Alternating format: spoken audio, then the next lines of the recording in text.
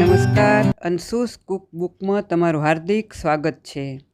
આજે આપણે પ્રોટીનથી ભરપૂર સ્વાદિષ્ટ લાડુ બનાવીશું અને આ લાડુમાં ખૂબ જ ઓછા ઘીનો ઉપયોગ કરીશું।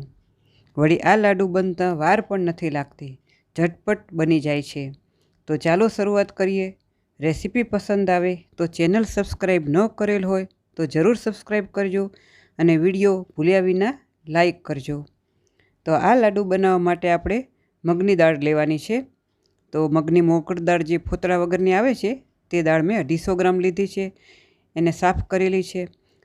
હવે આપણે એને ભીના કપડામાં, સહેજ ભીનું કપડું હોય એવું લેવાનું, સ્વચ્છ કપડું, અને એને આપણે આવી રીતે એને લૂસી લઈશું, જેથી કોઈ ઉપર ડસ્ટ હોય તો એ નીકળી જાય। તો એને સારી રીતે આ ઘસી અને સાફ કરી લીધી છે અને દાળ તમે જોઈ શકો છો એકદમ ક્લીન થઈ ગઈ છે। હવે આપણે આ દાળને શેકવાની છે। તો એના માટે ગેસ ઓન કરી અને કડાઈમાં 1 ટેબલ સ્પૂન ઘી ઉમેરીશું અને ઘી ગરમ થાય એટલે આપણે આ દાળ ઉમેરી દઈશું અને આપણે દાળને શેકીશું। ગેસની ફ્લેમ ધીમી રાખીશું। સતત આપણે એને ચલાવતા રહીશું જેથી સરસ રીતે બધો એનો દાણો એક સરખો શેકાય। તો આપણે 5-7 મિનિટ માટે શેકીશું અને શેકાઈ જશે એટલે એકદમ એનો દાણો પણ છૂટો પડી જશે અને થોડો કલર પણ આપણે ચેન્જ થયેલો દેખાશે। તો આપણે એનો ડાયરેક્ટ પાવડર બનાવીને લાડુ બનાવીએ એમાં ઘી વધારે જોતું હોય છે અને આમાં ઘી પણ ઓછું જોઈશે અને એનો સ્વાદ પણ વધી જતો હોય છે। તો આપણે એને 5-7 મિનિટ માટે શેકી અને પછી ઠંડી કરીશું। તો દાળ મેં શેકી લીધી છે અને તમે કલર પણ એનો ચેન્જ જોઈ શકો છો, સોનેરી કલર જેવો બની ગયો છે। અને એકદમ ઠંડુ થાય પછી આપણે મિક્સર જારમાં લઈ અને એનો થોડો દરદરો પાવડર બનાવીશું। તો મિક્સર સતત ચાલુ નહીં કરવાનું, ચાલુ બંધ કરવાનું, એટલે આવો બારીક પાવડર નહીં પણ થોડો દરદરો રહે એવો બનાવવાનો। તો પાવડરને મેં એક બાઉલમાં લઈ લીધો છે અને બાકીમાં ઘી, પાવડર સુગર અને થોડા ડ્રાય ફ્રૂટ્સ અને એલચી પાવડર અને જાયફળ પાવડર। તો ઘી આપણે આટલું નહીં જોઈએ, જેમ જોઈશે એમ જ થોડું થોડું જ આપણે લઈશું। તો હવે આપણે 2 ટેબલ સ્પૂન ઘી ઉમેરીશું અને એમાં ઘી ગરમ થઈ જાય એટલે આપણે એમાં લોટ ઉમેરી દઈશું। તો હવે આપણે એને લોટને શેકવાનો છે। તો આવી રીતે આપણે દાળ શેકીને લોટ બનાવેલો છે તો એમાં ઘી આપણે ઓછું જોઈશે।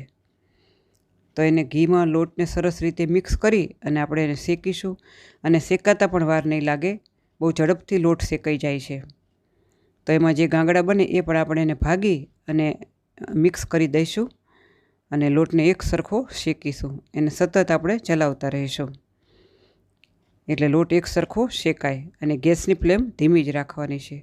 તો 3-4 મિનિટ શેકી અને પછી આપણે એમાં 2 ટેબલ સ્પૂન ઘી ઉમેરીશું। આ ઘી ન ઉમેરો અને એમનેમ શેકો તો પણ લાડુ સરસ બને, પણ આપણે થોડું ઘી ઉમેર્યું છે। તો ઘીને મિક્સ કરી અને આપણે એને હજુ 3-4 મિનિટ માટે શેકીશું। આ લોટ જલ્દી શેકાઈ જશે કારણ કે આપણે દાળ શેકેલી છે એટલે વાર નહીં લાગે। તો જેમ જેમ લોટ શેકાતો જશે તેમ તેમ ફૂલેલો અને હળવો થતો દેખાશે અને કલર પણ સોનેરી બદામ જેવો આપણને દેખાશે। તો હવે લોટ શેકાઈ ગયેલો દેખાય છે અને એકદમ આપણને ફૂલેલો દેખાય છે। તો તમે કલર પણ એનો બદલાયેલો જોઈ શકો છો। હવે આપણે એલચી પાવડર અને પછી જાયફળ પાવડર। હવે ડ્રાય ફ્રૂટ્સ, તો પિસ્તા 1 ટેબલ સ્પૂન કટ કરેલા, કાજુ 1 ટેબલ સ્પૂન કટ કરેલા અને બદામ પણ એટલી જ। ડ્રાય ફ્રૂટ્સ તમે તમારી પસંદ પ્રમાણે બીજા વધારે ઓછા ઉમેરી શકો છો, તમારી ચોઈસ મુજબ। અને એને આપણે મિક્સ કરી અને 1 મિનિટ માટે ધીમી ફ્લેમ પર જ શેકી લઈશું જેથી ડ્રાય ફ્રૂટ્સ અંદર શેકાઈ જાય અને બધા મસાલા મિક્સ થઈ જાય।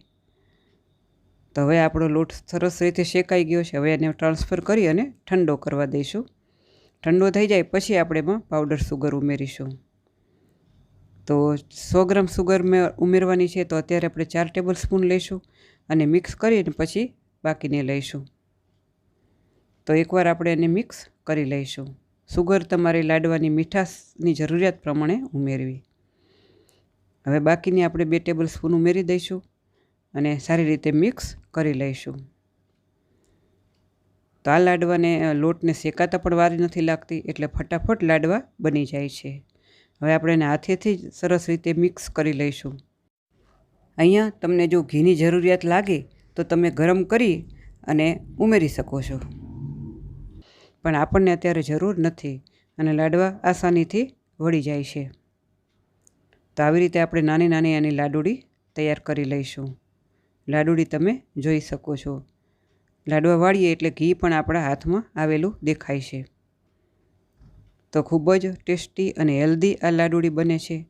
તમારા બાળકોને ખવડાવો, બધાય દરેકને ખૂબ જ પસંદ આવશે અને પચવામાં પણ ખૂબ જ હળવા છે, કારણ કે મગની દાળ છે એટલે પાચનમાં ખૂબ જ હળવી હોય છે અને એના ફાયદા ઘણા હોય છે. તો લાડુડી આપણી તૈયાર છે અને તમે જોઈ શકો છો. તો રેસીપી તમને પસંદ આવી હોય તો ચેનલ સબસ્ક્રાઈબ ન કરેલ હોય તો જરૂર સબસ્ક્રાઈબ કરજો અને વિડીયો ભૂલ્યા વિના લાઈક કરજો. અને મારી ચેનલ પર મેં અવનવી મીઠાઈ રેસીપી મૂકેલી છે, તે તમે જોઈ શકો છો. ફરી મળીશું એક નવી જ રેસીપીમાં. Thank you for watching.